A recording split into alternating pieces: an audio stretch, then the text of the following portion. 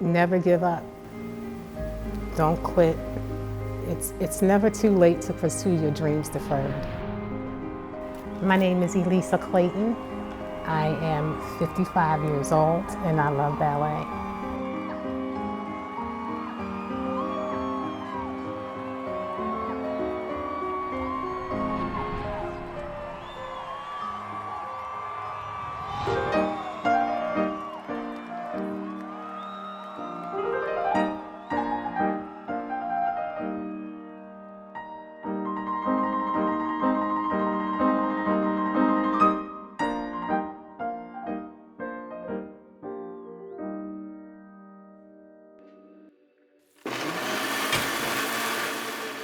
I grew up in Northwest Baltimore in the Park Heights area. And I began ballet when I was 7 years old. I had already had knee surgery. It was at the age of 2 when my parents noticed that I had a limp.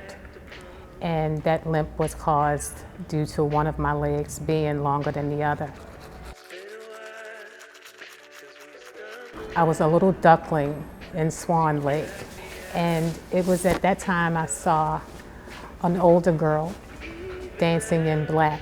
She was the Black Swan, and she danced on point. And I went to my ballet instructor and I asked her, can I dance on point? I want to dance on point. I want to dance on my toes like the Black Swan. And she said, Lisa, you're not old enough and you're not strong enough. I married in 2012. My daughter married in 2013, and I had my first grandbaby in 2014. Also in the fall of 2014, my daughter and I, we went to the Oprah The Life You Want conference in Seattle. And the conference basically covered a lot of things in life that you take for granted, about staying comfortable and not being afraid of change. There was one statement that she made: your greatest adventure can be the journey towards your dream. That reminded me of when I was 7, where I wanted to dance on point. And although I had thought about it over the years through growing up and getting married and having children, I never thought about really taking the steps to do it until I attended that conference. And so when I came back home from the conference, I decided to enroll in ballet.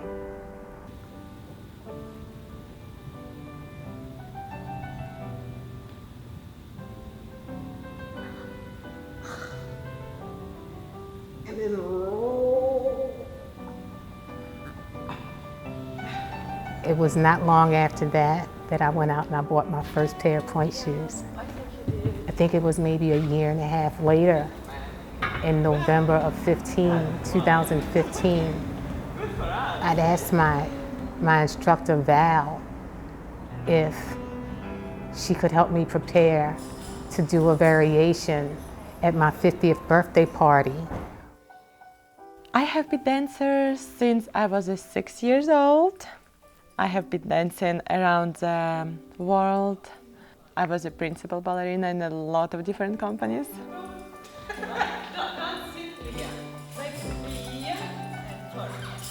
I had 3 months to learn how to stand in my box on my pointe shoes and then learn a variation to perform at my 50th birthday party.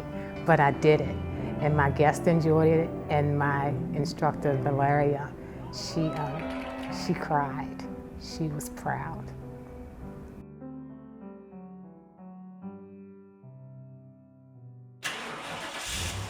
It wasn't long after that, I started noticing some tension building up in my marriage. My husband and I, we began to have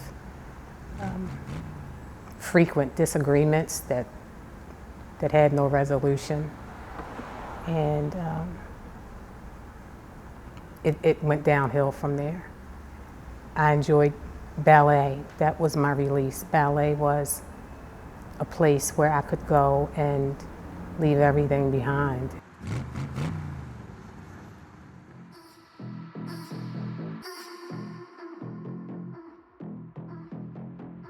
Although I had always wanted to dance on point, and I did dance on point at the birthday party, that wasn't the vision that I had in my head when I was 7.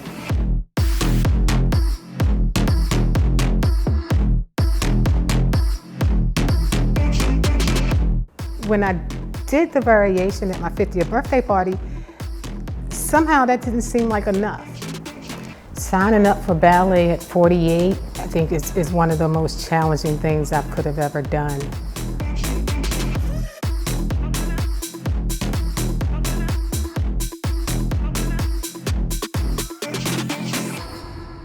Aside from the physical challenges of getting flexible and maintaining flexibility, then you have the work life and having to work around schedules, and then having enough flexibility to allow me to go to class as often as I need to, and then get the daytime job done and my clientele done.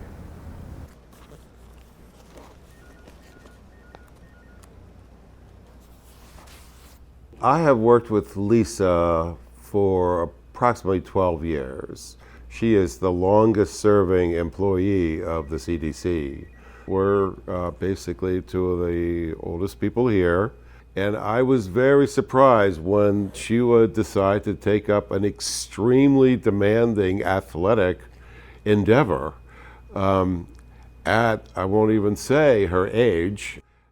I did have a couple of people snidely say good luck, as in good luck, really good luck, because it's not going to happen. That motivated me more. It made me just realize they don't know me, but anyone that knows me knows that once I set my mind to something, it's going to get done. 5 seasons straight. It's like Power, and then Game of Thrones, and then like The Simpsons. There was no doubt in my mind when she said that she was going to be a ballerina. If she said that she was going to do it, she was going to do it, and she was going to do it real good. She's definitely one of the strongest, if not the strongest person I know.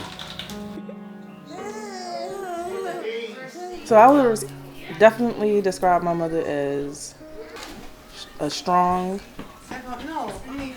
woman, definitely a hard worker, and seeing all the things that she's done recently has just kind of enhanced all the things that I've ever even thought so highly of her.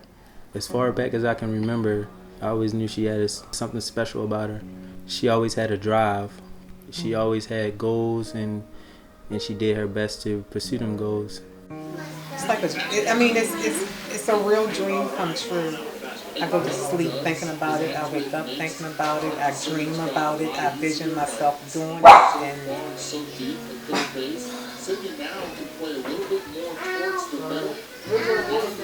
everything that I want to do. It's the only thing I've ever wanted to do for 45 years. Nice. Me again. Thank you, darling.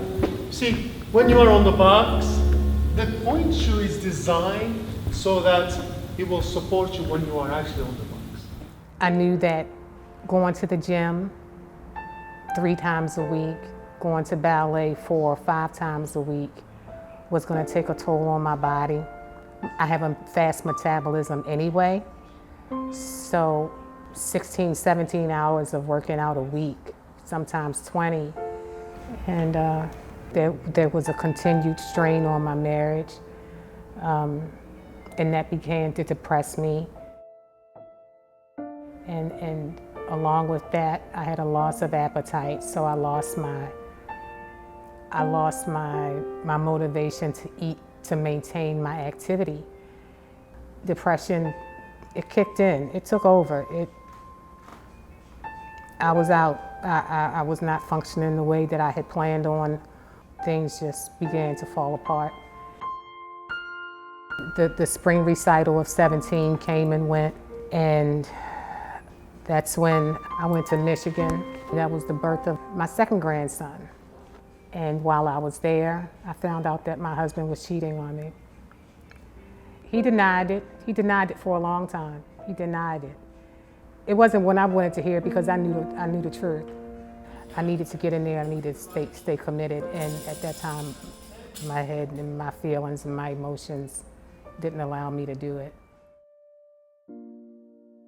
I did not perform in that recital in 2017 as I had hoped, and basically had to start over.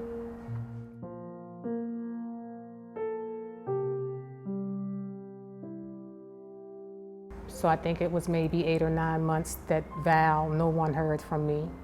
Ballet is not something that you can just start and stop on a whim, not with the goal that I had. It was that fall in October of 2017 where I began to shake it all off. Head, hands palm down, palm up. Breathe and roll up. You just like this. Pop, pop, pop, pop, pop, pop, pop. Also.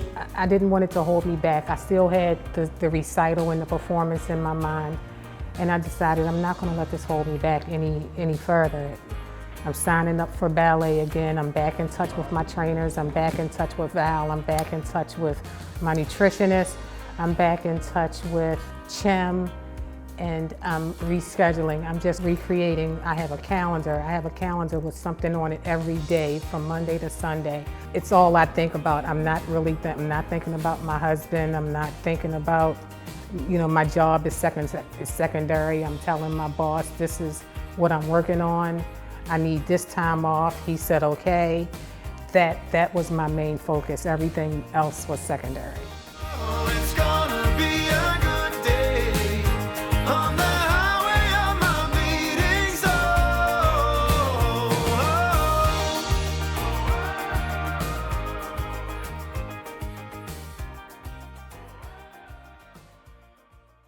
After the last time I saw my husband, someone posted a picture of him and the other woman with his family, and even the picture, he tried to deny it, and I was just sick of it at that point. We decided that he would go ahead and file for divorce. By that time, we pushed my performance to the spring of 2019. So I had a year and a half to prepare. But even during that time, I was wondering whether or not God was going to intervene and save my marriage, and that didn't happen. My relationship with God, it has never let me down. Even as the divorce is in the process or waiting to be filed, I was waiting for God to intervene, and He didn't. The most important relationship in my life is the one that I have with God. And as I go through all of this and I don't see God intervening, that was like another disappointment. And it was like, God, why? I'm just going to let you have your way in this, and we'll see how it turns out.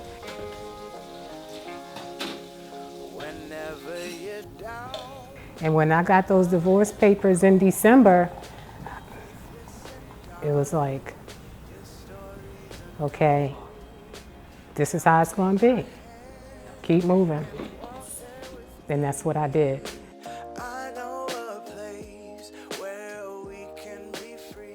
And it was during that time that I began to practice more, schedule more training sessions, subject myself to more injuries.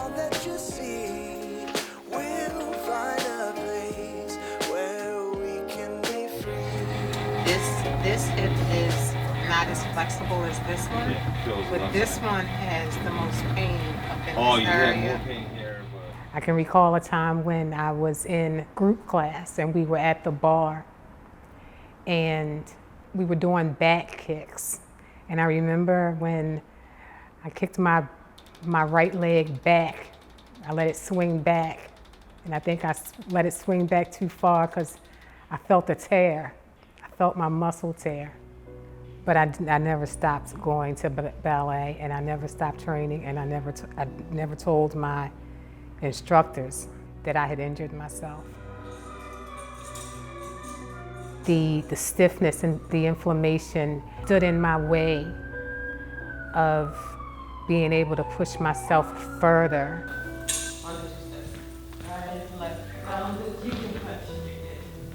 So I talked it over with my instructor, Val. I talked to her about getting a steroid shot to take the inflammation away, to reduce the swelling. And she referred me to a doctor. And then he gave me the shot. It was almost instantaneous. It was one and done. I was out of there. That's why I'm like, keep going, don't worry. I'm an accountant, and sometimes I can add things wrong. So, you know.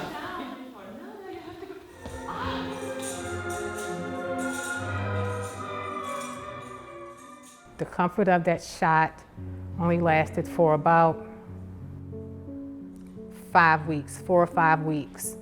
And it was right before my performance where it started becoming inflamed again. So I called the doctor again and I said, "Doctor," I said, "I need another shot." And he refused to give it to me. I just endured the pain.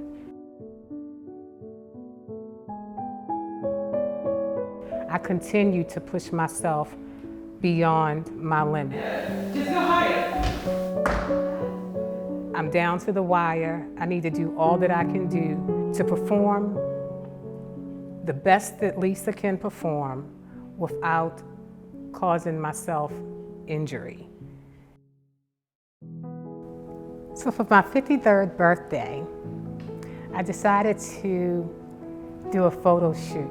And I wanted to capture the strong side of me, that strength, that warrior, that woman that does not give up easily.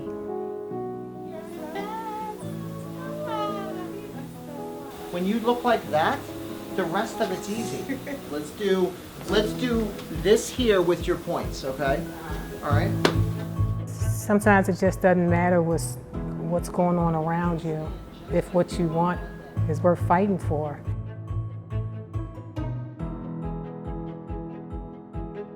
My husband is divorcing me, okay? I have a job to go to 2 days from now. I have 10 sessions of ballet next week. I have to eat 5 times today. I have to go to gym 4 days next week. I embraced it all.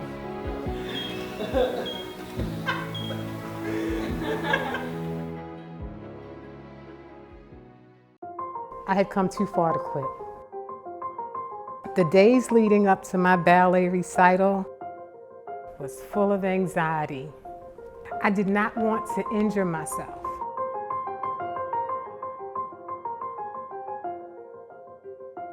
The anxiety turns into a state of calm.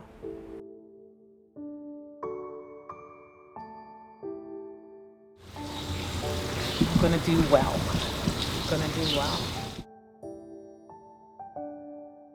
Ballet studio floors are not the same. So the studio floor that I rehearse on and train on is not the same as the floor that's gonna be on that stage. And it's time to go back into the building, into the auditorium to do one round of rehearsal.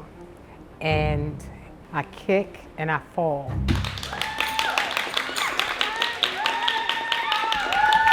And not only did I fall, I fell with my leg going backward, and I was afraid to get up. Don't stress. Just breathe. Let it go. Let it go. I knew that pain was going to be there throughout my performance. I didn't know what to do. I didn't know what to do.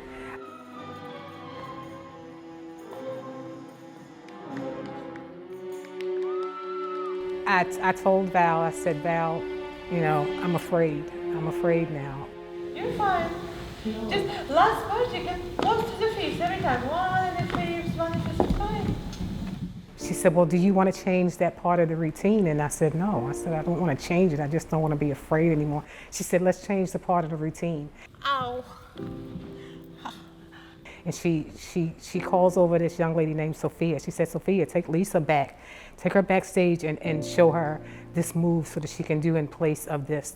And Sophia and I walked out the room I said, Sophia, I don't want to learn anything else. I said, there's nothing that I'm going to learn in 10 minutes like I learned over the past year and a half. And we left it at that. You have desires of your heart that you think are put there by God, and then He takes them and He does things that you can't imagine, you couldn't imagine. And this is not something that I would have ever imagined that would come about from being 7 years old and wanting to dance on point. I'm feeling thankful, I'm feeling blessed, I'm feeling nervous, I'm feeling excited, I'm feeling nauseous, I'm feeling emotional. I was determined to do the performance that I had trained to do. I knew when my time was up because Val and Chim came to me at that time. They said, you're next.